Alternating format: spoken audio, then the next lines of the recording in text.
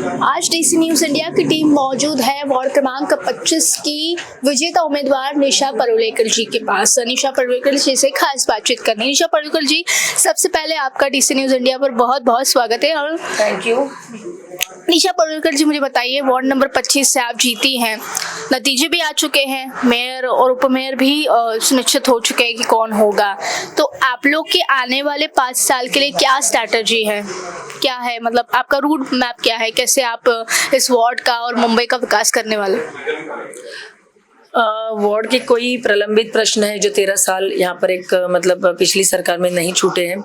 तो हमारा पहला तो है कि सबसे पहला आपने देखा होगा कि मेयर ने भी बताया है कि हॉकर्स फ्री और एक हॉकर जोन बनाकर सबसे पहले जो रोड्स है वो रोड्स की ट्रैफिक की समस्या हो, हॉकर्स की समस्या हो, तो उसका हल सबसे पहले किया जाएगा। और उसके लिए हम लोगों ने मतलब स्टेप्स भी उठाना चालू कर दिया है। तो बहुत ही जल्द आपको ये रोड भी फ्री पाए जाएंगे। और अन्य कई समस्या, यहाँ पर एक अस्पताल का प्रॉब्लम है जो कि इतनी बड़ी पॉपुलेशन के बावजूद भी यहाँ पर जो अस्पताल है वो ठीक ठाक नहीं है, तो उसका एक रिनोवेशन कहिए वो एक करने की आवश्यकता है। तो ऐसे कई प्रश्न हम स्टेप बाय स्टेप लेते जा रहे हैं। पहली बार आपने नगर सेविका का जो है चुनाव लड़ा है और उसमें जीत भी हासिल की है, तो कैसा रहा आपका अभिनेत्री से लेकर ये नगर सेविका तक का सफर, कुछ बताइए।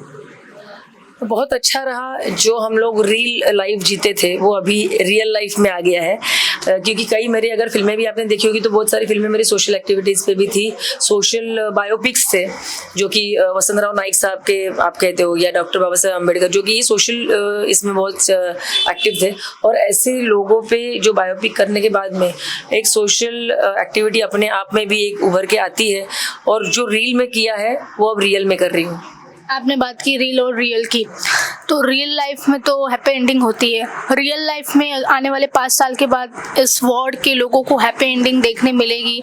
जितनी भी समस्याएं आपने कहा, हॉकर्स जोन की समस्याएं हैं, इस वार्ड में क्या विस्तार से बताइए। 100% मिलेगी, क्योंकि ये जो सरकार है, भाजपा सरकार, आप जब से 2014 से देख रहे हो, ये इसी प्रकार से लोग जो विश्वास के साथ, आपने देखा होगा कि हर जगह पे जो वोटिंग परसेंटेज है वो बढ़ रही है, और भाजपा सरकार के प्रति लोगों का विश्वास है। ये विश्वास ऐसे ही नहीं आता, ये विश्वास तब आता है जनता में जबकि काम होते हैं। तो आज जो काम हर एरिया में, चाहे वो मोदी जी हो, चाहे महाराष्ट्र में देवेंद्र जी हो, हमारे पास अभी तो उत्तर मुंबई में और भी अच्छा दायित्व जो निभा रहे वो तो हमारे केंद्रीय मंत्री पीयूष जी है। तो इन सारे लोगों की जो एफिशिएंसी दिख रही है कामों के बारे में, वो देख के लोग भारतीय जनता पार्टी के प्रति जो विश्वास जताते हैं, उसी विश्वास का हम एक छोटा सा प्रतिबिंब है। तो हम कार्यकर्ता नगर सेवक के रूप में यहाँ पर भारतीय जनता पार्टी को लोगों ने इसलिए चुन कर दिया है कि भारतीय जनता पार्टी काम करने वाली पार्टी है, और निश्चित रूप से ये हैप्पी एंडिंग 5 साल के बाद लोगों को मिलेगी। आपने कहा भारतीय जनता पार्टी काम करने वाली है, पर भिवंडी में ऐसी कुछ तस्वीरें देखने को मिली जहां भाजपा को धोखा मिला, बंडखोरी हुई, ये सारी चीजें, उस पर आप क्या कहना चाहिए? हर चीज व्यक्ति सापेक्ष होती है, कोई एक व्यक्ति मतलब पार्टी नहीं होती।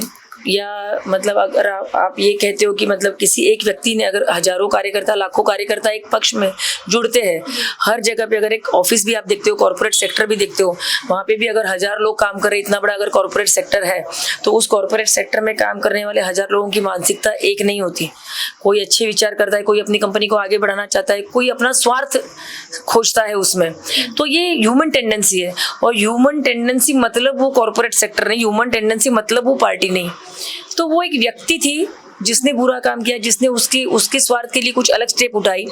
तो मुझे नहीं लगता है कि वो व्यक्ति मतलब भाजपा नहीं है, वो व्यक्ति भाजपा के हजारों, लाखों, करोड़ों कार्यकर्ताओं का एक सदस्य था, जिसने अपने स्वार्थ के लिए एक डिसीजन ले लिया। लेकिन आज भी वहां पर भारतीय जनता पार्टी के अन्य कार्यकर्ता पूरी शक्ति के साथ, पूरी ताकत के साथ लोगों की सेवा में जुट रहे हैं। और एक मेरा सवाल आपसे रहेगा, बीएमसी इलेक्शन है, बहुत ही इम्पोर्टेंट माना जाता है, इतने वर्षों बाद बीजेपी का मेयर बैठा है, किस तरह की चुनौतियां हैं? आप लोग की कुछ मीटिंग वगैरह हुई है कि किस तरीके से मुंबई का विकास करना है? मुंबई में हमेशा जो सबसे बड़ी समस्या रही है, पिछले जब से भी उद्धव जी के पास ये बीएमसी थी, तब से सबसे बड़ी मतलब समस्या ये है कि रोड की प्रॉब्लम्स है। रोड लोगों को अच्छे चाहिए, ट्रैफिक की समस्या है, ये सारी मेन चीज़ें जो है। बारिश में जो आप देखते हो कि बारिश में नाले सफाई हो या कोई भी सफाई हो वो ढंग से नहीं होती, लोगों के घरों में स्लम में पानी घुसता है, सब होता है। ये जो मेजर है आज आप देख रहे हो कि बार बार लगातार सिर्फ खड्डों के लिए कितने सारे एक्सपेंसेस, कितना सारा फंड बीएमसी ने आज तक खर्चा किया था, और हर साल मानसून से पहले यही होता था। आज सबसे बड़ी स्टेप देवेंद्र जी के नेतृत्व में, हमारे मुंबई अध्यक्ष अमित साटम जी के नेतृत्व में और आशीष शेलार जी के नेतृत्व में ये हुई है कि सब जगह पे आप देखते हो मुंबई में सीसी रोड हो रहे हैं। तो ये खड्डों की समस्याओं का हल पहले ही हो चुका है। अब जो उर्वरित रास्ते बने हैं, जो बचे हैं, उनका भी हल आप देख रहे हो हर जगह पे अभी काम तेजी से चालू है कि बिफोर मानसून सारे मुंबई के रास्ते जो है वो सीसी रोड बन जाएंगे और मुंबई खड्डों से मुक्त हो जाएगी। जो सबसे बड़ी और सबसे अहम समस्या थी उससे मुक्ति मिलेगी। धीरे धीरे जहाँ पर पानी जमा हो रहा था, ड्रेनेज लाइंस है जो भी है, तो उससे भी काम आप देख रहे हो बहुत तेजी से हो रहा है। आज हर जगह पे डक्ट रोड में बिठाने का जो काम ड्यूरिंग सीसी रोड हो रहा है। तो ये बार बार रोड की खुदाई भी नहीं होगी। ये अहम जो काम है जिनके ऊपर बीएमसी के सबसे ज्यादा फंड्स यूटिलाइज होते थे वो आगे से नहीं यूटिलाइज होंगे, ताकि हम अन्य विकास काम भी उन फंड से कर पाएंगे। तो आप कह रही हैं कि इस बार मुंबई जो है नदी नहीं बनेगी और पानी जो है भरेगा नहीं। जिस हर मॉनसून में जो मुंबई है थोड़ी सी बारिश होने के बाद भर जाती थी, अब इस बार वो नहीं भरेगी, ऐसा आप बोल रही?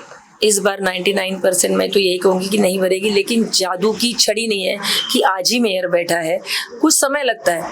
मुंबई मतलब एक छोटी सी कॉन्स्टिट्यूंसी नहीं है, बहुत बड़ी नगरी है। आज आप देखोगे बीएमसी मतलब एक स्टेट, किसी भी छोटा स्टेट के बराबर मुंबई है। तो एक दिन में या एक महीने में, या मैं बोलूँगी कि ये अभी मानसून तो आ ही गया, 2 महीने के बाद तो मानसून चालू हो जाएगा। तो मैं ये नहीं कहूँगी कि इसी मानसून में आपको 100% वो रिजल्ट मिलेगा, लेकिन हाँ मैक्सिमम तौर पे वो रिजल्ट मिलेगा। अगले मानसून तक आप बोलोगे तो मुंबई कहीं पे भी नदी की बूंद नहीं बनेगी। अब जैसे बोरीवली है आपका, ये कांदिवली का इलाका है, तो योगेश सागर जी के नेतृत्व में बहुत सारे जो ड्रग्स है, गांजा पकड़े जा रहे हैं, सिडला पेपर्स वगैरह, उस बारे में आप थोड़ा बताइए कि क्या आप अपने वार्ड में एक्शन लेंगे इस बारे में? जो पान टपरी वाली दुकानें होती है उनमें वो सिडला पेपर बेचा जाता है और गैर कानूनी तरीके से स्टिमर लगा के बेचा जाता है, और युवकों को जो है कहीं ना कहीं इस दलदल में वो जा रहे हैं। तो इस पर आपका क्या कहना है और आप एक्शन क्या लेंगे? योगेश सागर जी हो, संजय उपाध्याय जी हो, हमारे विधायक है और उन्होंने बहुत ही अच्छे एक्शन उस पर लिए, जिससे युवा इन सब चीज़ों से अगर हट जाएगा तो युवा अपने करियर पे फोकस करेगा, और अगर युवा आगे बढ़ेगा जिस प्रकार मोदी जी कहते हैं तो वो देश आगे बढ़ेगा, क्योंकि हमारी अगली जनरेशन युवा है। इसीलिए भाजपा हमेशा कहता है कि युवा सशक्त है तो देश सशक्त है। तो ये उसकी पहली कड़ी है, और डेफिनेटली हमने हमारे भी यहाँ पे जितने भी पान टपरी वाले हैं सब है उनको एक बार वार्न कर दिया है। पुलिस जी है जो भी पेट्रोलिंग वहाँ पे रेगुलर कर रही है, और कोई भी कंप्लेंट हम भी बीच बीच में जाकर वहाँ पे उनको मतलब वहाँ की जानकारी लेते रहते हैं। अभी तो मतलब ये है कि अभी तो ऐसा कुछ हुआ नहीं है यहाँ पे, लेकिन अगर ऐसा कुछ होता है या ऐसी कुछ खबर आती है तो उस पर कड़ी से कड़ी कार्रवाई की जाएगी।